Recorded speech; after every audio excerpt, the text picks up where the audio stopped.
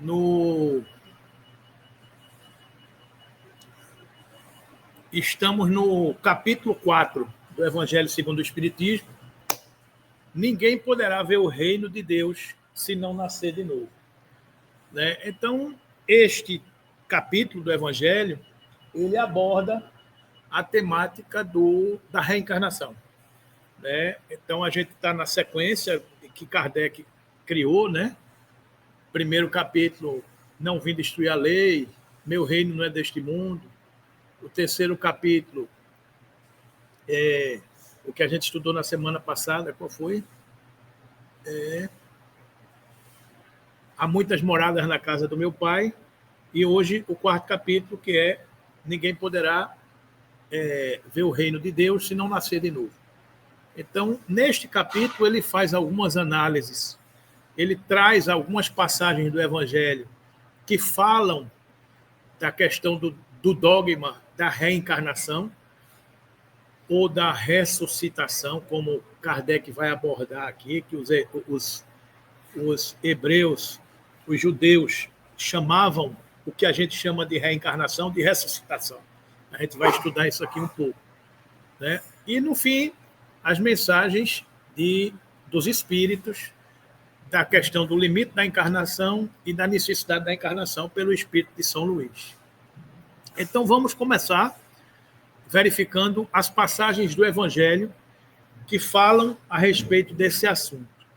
Essa primeira passagem, eu acho que ele fala 3 ou 4 passagens do Evangelho que mencionam a ideia da reencarnação. Então, nessa primeira passagem, que está no Evangelho de Mateus e no Evangelho de Marcos, capítulo 14 e versículos 13 a 17 de Mateus e 8, 27 a 30 de Marcos. Né? Então, nessa primeira passagem, diz o seguinte: Jesus, tendo vindo às cercanias de Cesareia de Filipe, interrogou assim a seus discípulos: que dizem os homens com relação ao Filho do Homem? Perguntando aos apóstolos: o que é que vocês dizem em relação ao Filho do Homem? E eles lhe responderam: dizem uns que é João Batista, aquele que veio antes, que clamava no deserto, o primo de Jesus. Outros que és Elias, o profeta Elias, né? Outros que és o profeta Jeremias, ou algum dos outros profetas. Perguntou-lhe Jesus: e vós, quem dizes que sou? Simão Pedro, tomando a palavra, respondeu: tu és o Cristo, o Filho de Deus vivo. Replicou-lhe Jesus: bem-aventurado és, Simão, filho de Jonas, porque não foram a carne nem o sangue que isso te revelaram, mas meu Pai que está nos céus. Então, nesta passagem do Evangelho, a gente vê 2 princípios, 2 pilares da doutrina espírita. A gente vê a ideia da reencarnação e a gente vê a ideia da mediunidade. Né? A encarnação, quando os apóstolos dizem que Jesus era João Batista, ou que era Elias, ou que era Jeremias, ou que era algum dos profetas. Ou seja, refletem a ideia de que era alguém que já tinha sido outro alguém, ou seja, reencarnado. Então, era um princípio que nesta passagem já revelava isso. E a outra ideia da mediunidade é quando Jesus se dirige a Pedro e diz: bem-aventurado és, Simão, filho de Jonas, porque não é a carne nem o sangue que te revelam, ou seja, não é você que fala por si, mas meu Pai que te inspira, que está nos céus. Ou seja, é uma inspiração, é uma conexão com o superior. E essa conexão é mediunidade. Então, nesta passagem, a gente está vendo 2 princípios da doutrina espírita revelados, né? São trazidos para que, num determinado momento, a gente possa compreender melhor. Que momento? A revelação da doutrina espírita, quando ele vem explicar o que está sendo dito. Esta primeira passagem do Evangelho que traz essa ideia. Né? Ou seja, você é João Batista, você é Elias, você é Jeremias, você é um dos profetas reencarnados. É as entrelinhas dessa passagem do Evangelho. Né? Esta outra passagem, que está no Evangelho de Marcos e no Evangelho de Lucas, Nesse interim, Herodes, o tetrarca, ouvira falar de tudo o que fazia Jesus. E seu espírito se achava em suspenso, porque uns diziam que João Batista ressuscitara. Olha a expressão, João Batista ressuscitara. Uns diziam que Jesus era a ressuscitação de João Batista, que, como vocês sabem, foi morto, degolado, cortaram a cabeça de João Batista, Herodes cortou a cabeça de João Batista pelo pedido de Salomé, né? Então, esta é a informação que se sabe. Então, se ele havia morrido, uns diziam, esse aí é ele ressuscitado, né? E outros que uns dos antigos profetas ressuscitaram. Ou seja, a mesma história de que Jesus era alguém ressuscitado, ou Elias ou um dos profetas. Em outra passagem do Evangelho também surgiu essa informação. Disse então Herodes, mandei cortar a cabeça de João Batista. Quem é então esse de quem ouço dizer tão grandes coisas? Ou seja, ele disse, esse João Batista não é, porque eu mandei cortar a cabeça dele. E quem é esse? E ardia por vê-lo. Ou seja, outra passagem que menciona a ideia do princípio da reencarnação.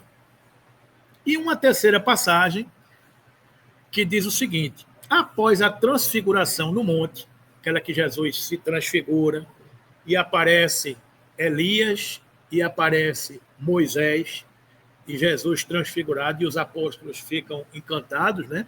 Então, após essa transfiguração, seus discípulos, então, o interrogam dessa forma. A transfiguração também é uma testemunha de mediunidade.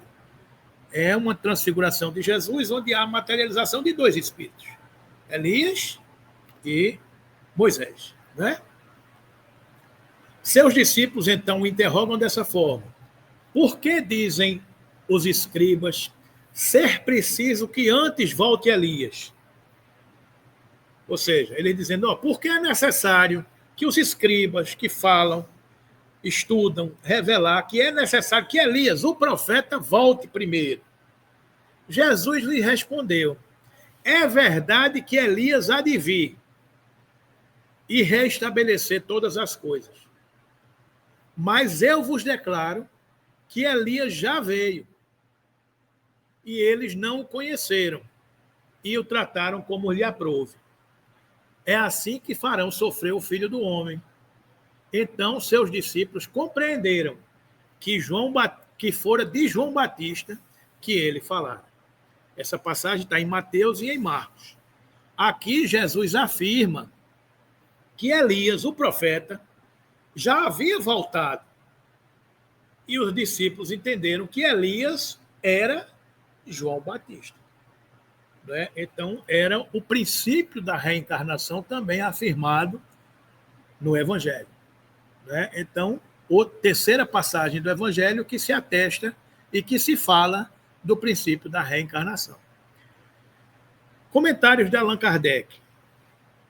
A reencarnação, olha aí, é isso aí que a gente precisa entender. Quando a gente fala do dogma de reencarnação, ressuscitação, o Evangelho fala de reencarnação, o Evangelho não fala de reencarnação, então Kardec vem trazer luz a todos esses aspectos, né? Então, a reencarnação fazia parte do dogma dos judeus. Primeira revelação, Moisés, judeus, Moisés e os profetas, né? A reencarnação fazia parte do dogma dos judeus, sob o nome de ressurreição. Então, para os judeus, a reencarnação chamava-se ressurreição. Só os saduceus, que era uma crença mais particularizada, saduceus, fariseus, só os saduceus, que era uma crença dentro da crença, era um ponto de vista que se tinha dentro da crença, né?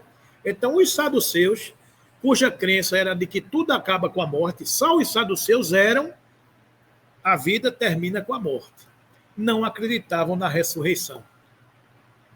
As ideias dos judeus sobre esse ponto, como sobre muitos outros pontos, não eram claramente definidas. Ou seja, eram princípios da lei que eles tinham uma certa crença, uma certa fé, mas eles não sabiam direito como é. Como boa parte das coisas entre nós é assim.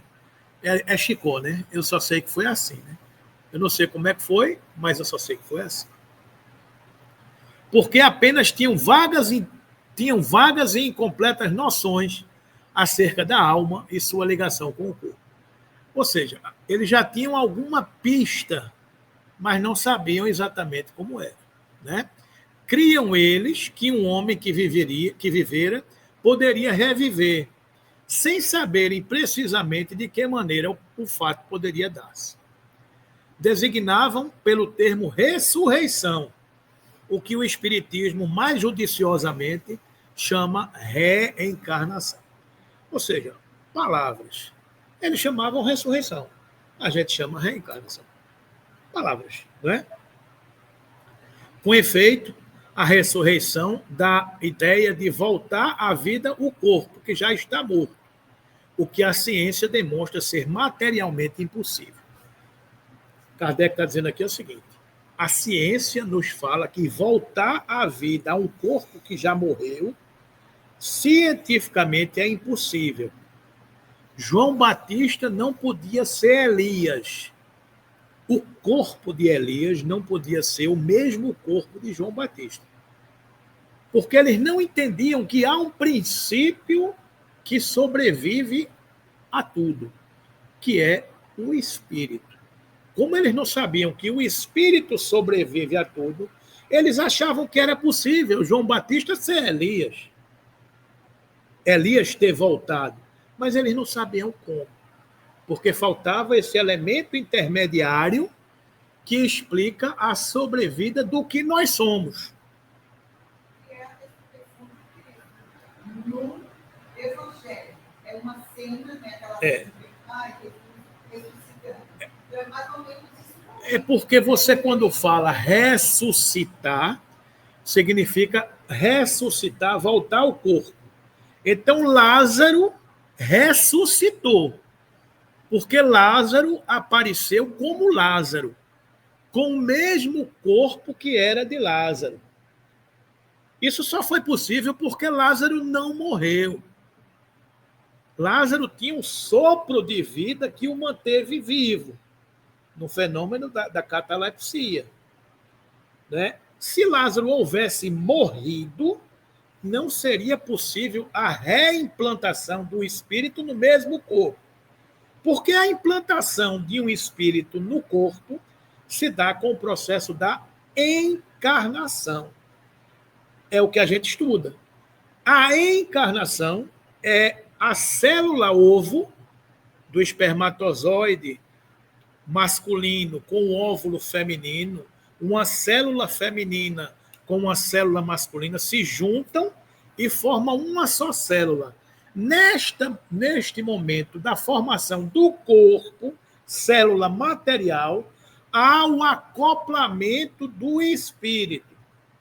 E este espírito preside a multiplicação celular para formar o corpo que ele reencarnará. A doutrina espírita nos esclarece tudo isso.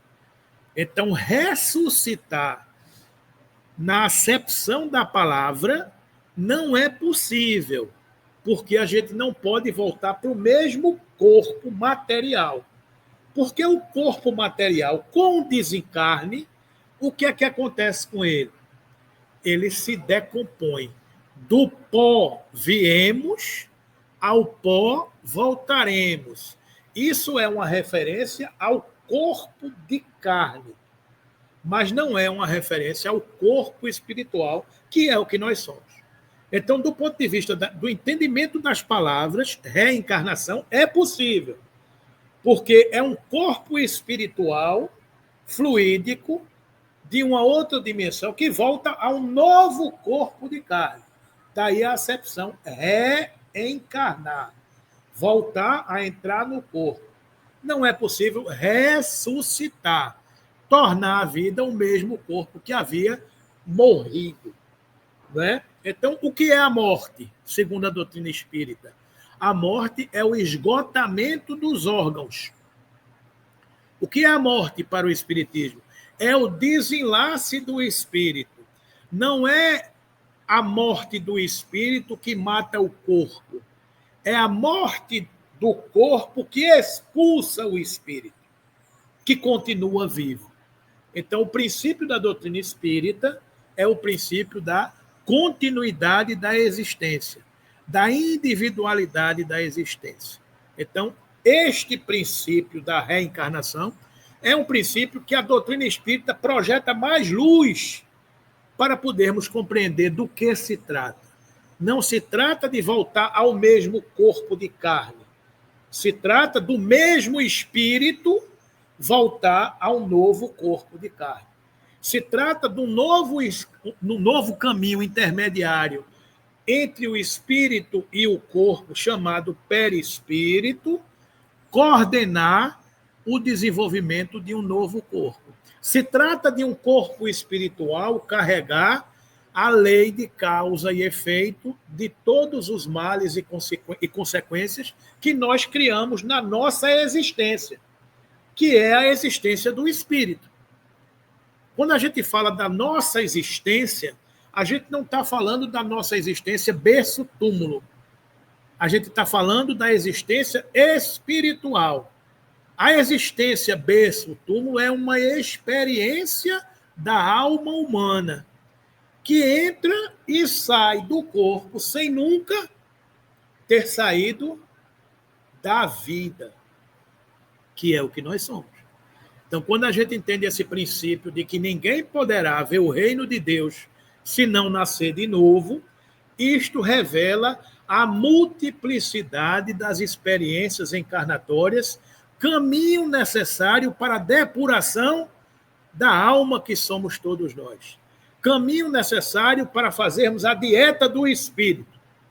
Em cada encarnação, desde o princípio simples e ignorante, nós vamos, ao longo do tempo e das existências encarnatórias, elevando o nosso espírito, diminuindo a influência da matéria perispiritual que existe em nós para a condição de espírito puro, que é a condição que a gente almeja, percorrendo a escala espírita que a doutrina espírita nos fala, de espíritos imperfeitos, de bons espíritos, de espíritos puros. Esta jornada é a jornada do espírito. E o caminho para essa jornada do espírito é a reencarnação. Daí o que está escrito na lápide de Allan Kardec, frase de Camille Flammarion, que diz: é nascer, viver, morrer, renascer ainda e progredir sempre. Tal é a lei. Então, a lei é de nascer, viver, morrer, corpo, renascer ainda, reencarnar e progredir sempre. Tal é a lei. A gente vai entendendo melhor essas coisas. Não é mais aquela história, eu morri e vou para o céu esperar o juízo final. O juízo final ele acontece todas as vezes que a gente tem a oportunidade de voltar para uma nova existência, uma nova experiência na carne. Eu reencarno, eu vivo, eu experiencio, eu me reencontro com meus afetos e meus desafetos. Eu volto para o mundo espiritual, eu avalio, eu vejo onde eu avancei, aonde eu não avancei, a quem eu feri, o que eu me arrependo, o que eu expio e o que eu reparo. E aí eu planejo e volto. Quando eu vivo na carne, eu me reencontro com as almas, eu convivo com elas, eu supero, eu perdoo, eu entendo, eu respeito, eu caio, eu tropeço, me perdoam, alguém me ajuda, eu ajudo alguém e eu encerro a minha experiência no corpo. Quando eu volto para a pátria espiritual, eu avalio novamente o que eu fiz aqui. É o ciclo PDCA da gestão empresarial que todos nós conhecemos. Planejar, fazer, medir, avaliar e medir. Então, a gente vai fazendo isso. Planejar, P, planning. D, fazer. Do, C, medir, mensurar. E A, avaliar. né? Então eu vou fazendo esse ciclo permanentemente nas minhas jornadas encarnatórias. O homem material que existia em mim não é mais o homem que existe hoje, porque em cada experiência, um avanço, em cada oportunidade, um crescimento. Então, esse é o princípio da reencarnação que a doutrina espírita nos explica, né? Com efeito, a ressurreição dá a ideia de voltar à vida do corpo, já que está morto, o que a ciência demonstra ser materialmente impossível. Sobretudo quando os elementos desse corpo já se acham desde muito tempo dispersos e absorvidos. A reencarnação é a volta da alma ou espírito à vida corpórea, mas em outro corpo, especialmente formado para ele e que nada tem de comum com o antigo. É um novo corpo. A palavra ressurreição podia, sim, aplicar-se a Lázaro, aquilo que a gente falou, né? Mas não a Elias, nem aos outros profetas. Se, portanto, segundo a crença deles, João Batista era Elias, o corpo de João não podia ser o de Elias, pois que João fora visto criança e seus pais eram conhecidos. João podia ser Elias reencarnado, porém não ressuscitado. Compreenderam a nuance da questão das palavras? É isso aí que a doutrina espírita nos explica, né? Ora, entre os fariseus, outra passagem do Evangelho, que essa é para fechar o entendimento. Entre os fariseus, havia um homem chamado Nicodemos. Era um senador dos judeus, um doutor da lei, um doutor do templo, que veio à noite ter com Jesus e lhe disse: Mestre, sabemos que vieste da parte de Deus para nos instruir como um doutor. Ou seja, Nicodemos já reconhecia no Cristo a autoridade moral capaz de esclarecer muitas coisas que eles não sabiam. Porquanto ninguém poderia fazer os milagres que fazes se Deus não estiver contigo, se Deus não estivesse com ele.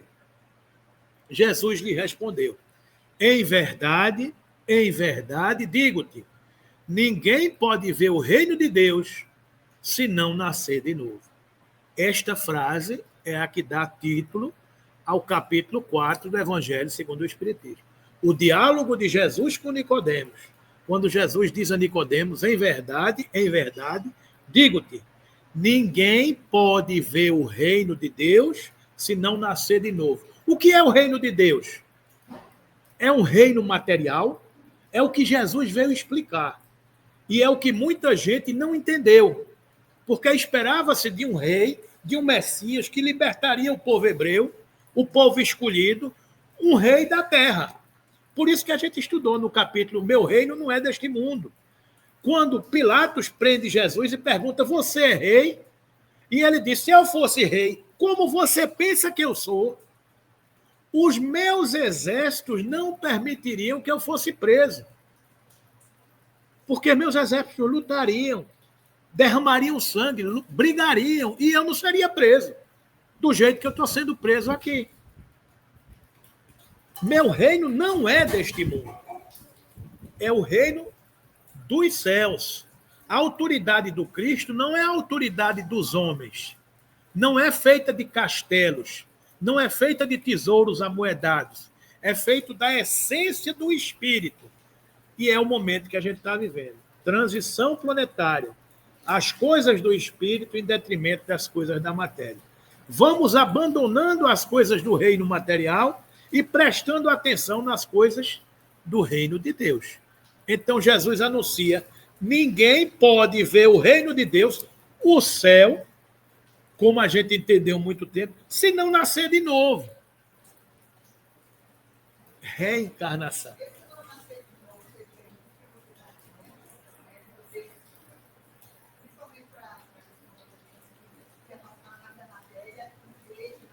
A nossa visão espírita, sim. Mas tem uma outra interpretação da igreja que a gente vai mencionar aqui. Disse-lhe, guarda aí a pergunta. Disse-lhe Nicodemos: como pode nascer um homem velho, já velho? Pode tornar a entrar no ventre de sua mãe? para nascer pela segunda vez? Ou seja, como é que eu posso nascer de novo? Um caba do meu tamanho, como é que eu entro na barriga de minha mãe, coitadinha, e vou nascer de novo? Porque o pensamento daquela época, e ainda hoje de muita gente, é a vida do corpo. Então, como pode este corpo nascer de novo? Não cabe no juízo da pessoa, porque falta o elemento espiritual, o segredo, a cereja do bolo. A cereja do bolo é que nós somos espíritos, estando no corpo. Nós não somos corpo, vivendo uma experiência espiritual. Essa é a informação, é o segredo, é a chave. Como é que pode um homem já velho tornar a entrar no ventre de sua mãe para nascer pela segunda vez? Retorquiu Jesus. Em verdade, digo-te, se um homem não renasce da água e do Espírito, aí entra outra questão da outra interpretação do batismo, né? Não pode entrar no reino dos céus, do reino de Deus. O que é nascido da carne é carne. O que é nascido do Espírito é Espírito. Corpo gera corpo. Espírito não gera espírito. O que é nascido do Espírito, da carne, é carne. O que é nascido do Espírito é Espírito. Não te admires de que eu haja dito ser preciso que nasça de novo. O Espírito sopra onde quer e ouves a sua voz. Mas não sabes de onde vem, nem para onde vai. O mesmo se dá com todo homem que é nascido do Espírito. Esse é o diálogo de Jesus com Nicodemos. Respondeu-lhe Nicodemos: como pode isso fazer-se? Querendo entender. Jesus lhe observou: pois que és mestre em Israel e ignora estas coisas, digo-te em verdade que não dizemos senão o que sabemos, e que não damos testemunho senão do que temos visto. Entretanto, não aceitas o nosso testemunho.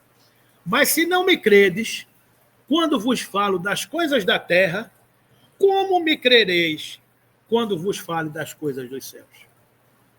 Ou seja, Jesus chega para Nicodemos: você não vai acreditar nisso.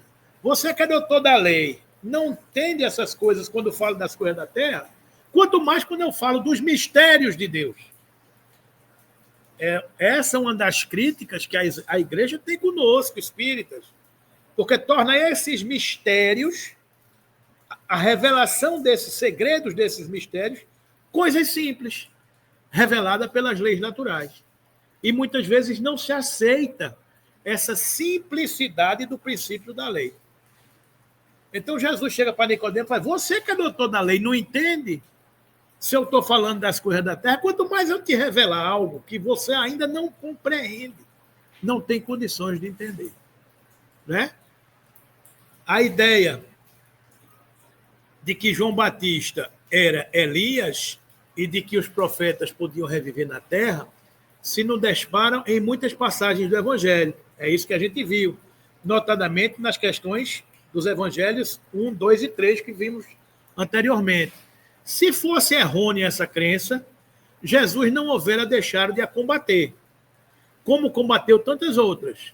Longe disso, ele a sanciona como toda a sua autoridade e a põe por princípio e como condição necessária. Quando diz: ninguém pode ver o reino de Deus se não nascer de novo. Ou seja, Jesus não contraria o princípio da reencarnação. E insiste acrescentando: não te admires de que eu te haja dito ser preciso nascer de novo. Ou seja, Jesus afirma a necessidade da reencarnação.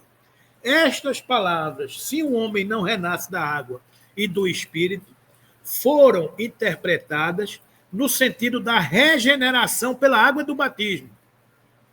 É a história que foi interpretada pela igreja. Nascer de novo é ser batizado pela água do batismo. Porque João Batista batizava no Jordão. Então, esta interpretação de que nascer de novo para ganhar o reino dos céus é ser batizado. É aceitar Jesus como seu Salvador e ser batizado nessas águas e seguir aqueles princípios. Esse é o entendimento de muitos de nossos irmãos. O texto primitivo, porém, rezava simplesmente: não renasce da água e do Espírito. Ao passo que, em algumas traduções, a palavra do Espírito foram substituídas pelas seguintes: do Santo Espírito, o que já não corresponde ao mesmo pensamento. Esse ponto capital ressalta dos primeiros comentários a que os evangelhos deram lugar, como se comprovará um dia sem equívoco possível. Ou seja, mais uma vez, interpretações, palavras, o que as pessoas entendem, as conveniências naquele momento. Não é? Para se apanhar o verdadeiro sentido dessas palavras, cumpre também se atente à significação do termo água, que ali não for empregado na acepção que lhe é própria. Muitos imperfeitos eram os conhecimentos dos antigos sobre as crenças físicas, as ciências físicas. Eles acreditavam que a Terra saíra das águas. A Terra surgiu das águas. E por isso consideravam a água como elemento gerador absoluto. Assim é que na Gênesis se lê: o Espírito de Deus era levado sobre as águas, flutuava sobre as águas, que o firmamento seja feito no meio das águas, que as águas estão debaixo do céu se reúnam em um só lugar, e que apareça o elemento árido, que as águas produzam animais vivos que nadem na água e pássaros que voem sobre a terra sob o firmamento. Segundo essa crença, a água se tornara o símbolo da natureza material, como o espírito era da natureza inteligente, corpo e espírito.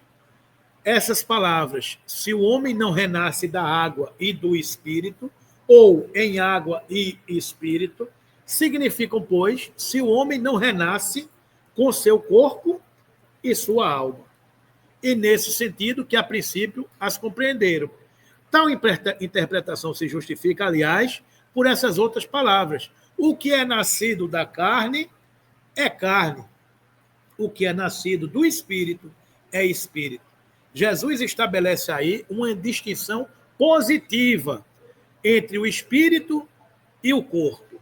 O que é nascido da carne é carne. Indica claramente que só o corpo procede do corpo e que o espírito independe deste.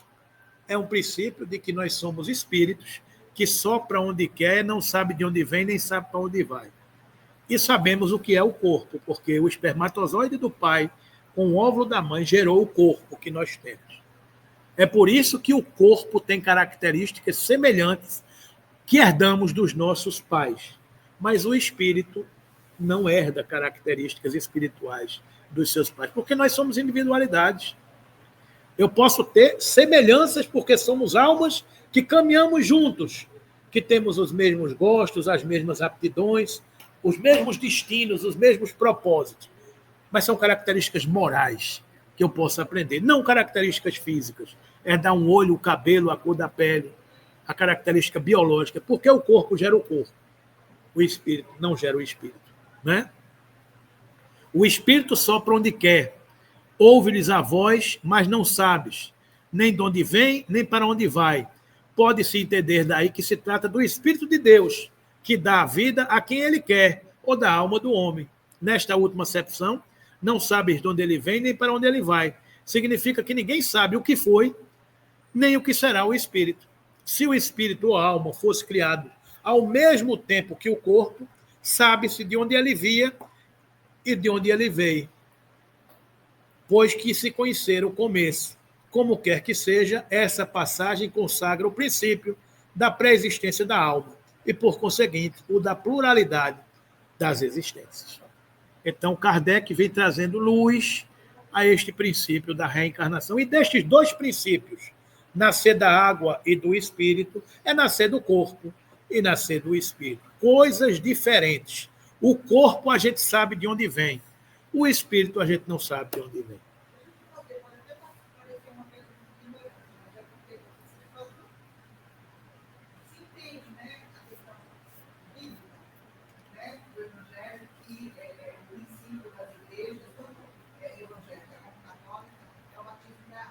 Tem até algumas crenças na Índia, que eles mergulham a pessoa no rio, na água, não sei, né? Como se tivesse a recebendo, Jesus está recebendo. No Espiritismo, existe algum batismo? Assim, algum não. Batismo, eu sei assim. Veio a família de São Humberto, eles são não. Bom, a sua pergunta é se na doutrina espírita existe algum rito de batismo. Para eu entrar na doutrina espírita, eu preciso ser batizado. Não. Fora da caridade não há salvação. A gente não tem nenhum dogma em relação a isso. Então, aceitar Jesus como Salvador, como Messias, como caminho, verdade e vida, é o princípio da doutrina espírita. Né? A gente não tem essa crença de que Jesus veio para tirar o pecado do mundo. Então, ele morreu na cruz para me redimir dos meus pecados. Então, muitas almas se decepcionam no mundo espiritual. Quando chega lá, fala, mas ele não morreu na cruz para me livrar dos meus pecados? E agora? E eu? Né?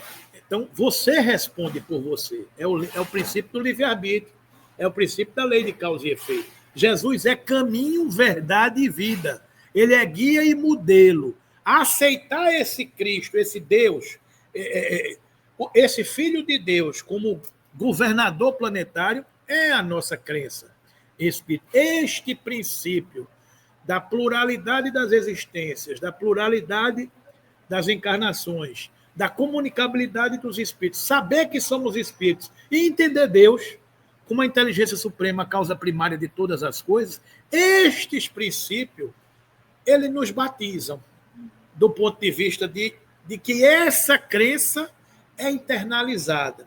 Eu não preciso de dogmas dos homens materiais para que este Jesus seja o caminho, a verdade e a vida na minha vida. Eu preciso das atitudes dentro de mim que falam por mim.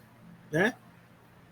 Respeitamos todas as crenças, todos os caminhos, entendemos todos esses, até porque nós já fizemos parte de tudo isso. Então, se hoje complementamos o entendimento, não quer dizer que a gente veio destruir a lei e os profetas. A gente veio dar sequência, como disse Jesus. A gente veio compreender melhor. Então, na doutrina espírita, não existe esse rito do batismo. Não existe esse rito do batismo. Ok? Ora, desde o tempo de João Batista até o presente, o reino dos céus é tomado pela violência, e são os violentos que o arrebatam, pois que assim o profetizaram todos os profetas até João, e também a lei. Se quiseres compreender o que vos digo, ele mesmo é o Elias que há de vir. Ouça aqueles que tiver ouvido de ouvir. Se um princípio da reencarnação, conforme se acha expresso em São João, podia, a rigor, ser interpretado em sentido puramente místico, o mesmo já não acontece com essa passagem de Mateus, que não permite equívoco. Ele mesmo é o Elias que há de vir. Não há aí a figura nem a alegoria, e é uma afirmação positiva. Desde o tempo de João Batista até o presente, o reino dos céus é tomado pela violência. O que significam essas palavras? Uma vez que João Batista ainda vivia naquele momento, Jesus explica dizendo, se quiseres compreender o que digo, ele mesmo é o Elias que há de vir. Ora, sendo João o próprio Elias, Jesus alude à época em que João vivia, com o nome de Elias. Até o presente, o reino dos céus é tomado pela violência.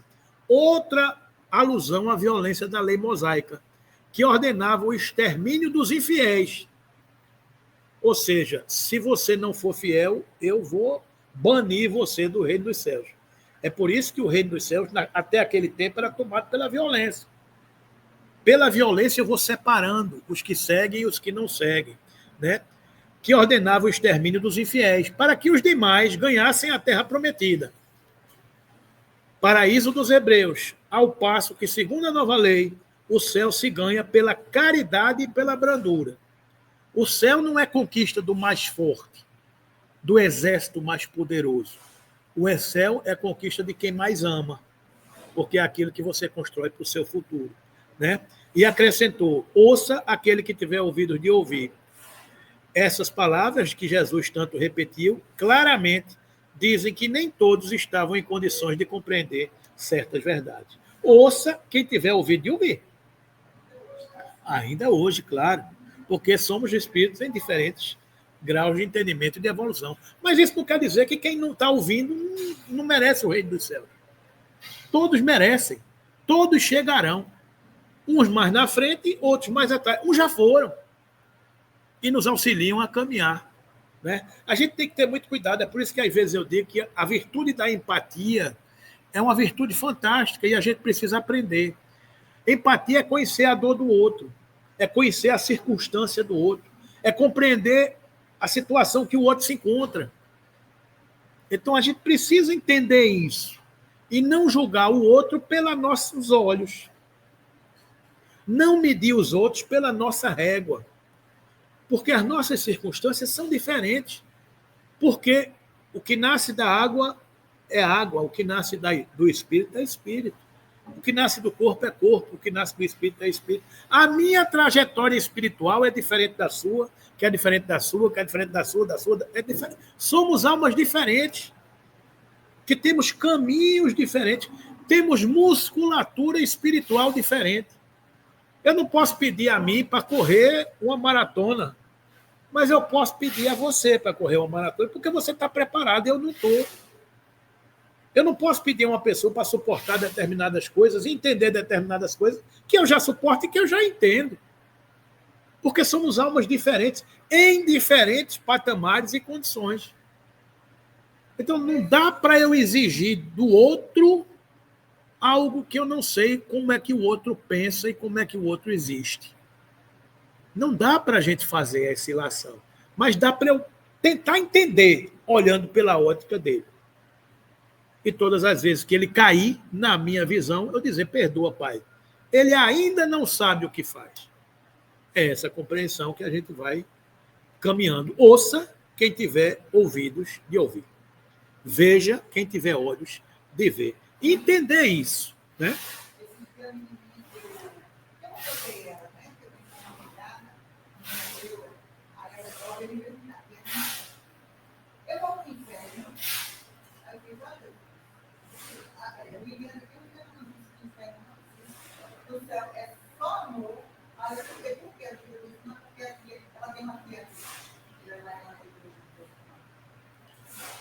Lá eles dizem que quando a gente se obedece, quando a gente não veste roupa, nem comportado, porque a gente vai pro inferno. Pois bem, então eu acho que eu vou parar por aqui, que já são quase 10 horas. Então, vou parar aqui. Na próxima semana a gente conclui esse capítulo aqui da ressurreição e reencarnação, de ninguém poderá ver o reino de Deus se não nascer de novo. Né? Então, paramos aqui no item 12 dos comentários de Kardec. Ok, gente? Então, vamos encerrando por aqui esse momento de nossos estudos. Agradecidos pela oportunidade do estudo, né, de compreender melhor esse princípio da reencarnação, esse entendimento da palavra ressurreição. A gente viu os evangelhos, a gente viu parte dos comentários de Kardec. Na próxima semana a gente conclui vendo o restante desse estudo. Ok?